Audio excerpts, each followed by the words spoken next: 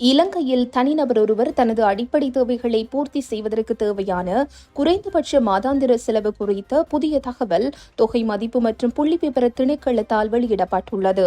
2026ஆம் ஆண்டு ஜனவரி மாதத்திற்கான உத்தியோகபூர்வ வறுமை கோட்டின்படி ஒரு தனிநபர் தனது அடிப்படை தேவைகளை நிறைவு செய்ய மாதம் ஒன்றிற்கு குறைந்தபட்சம் 16,730 ரூபாய் தேவைப்படுகிறது.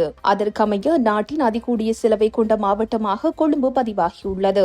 இங்கு ஒருவர் வாழ்வதற்கு மாதம் 18,044 ரூபாய் தேவைப்படுகிறது. மிக குறைந்த செலவை கொண்ட மாவட்டமாக மொனராகலை பதிவாகியுள்ளது. இங்கு அடிப்படை தேவைகளுக்கு 15,997 ரூபாய் போதுமானதாக உள்ளது. பணவீக்கம் மற்றும் வாழ்க்கை செலவு மாற்றங்களை கருத்தில் கொண்டு இந்த தரவுகள் மாதாந்தம் திருத்தப்படுவதாக தொகை மதிப்பு மற்றும் புள்ளிவிபர திணைக்களம் தெரிவித்துள்ளது.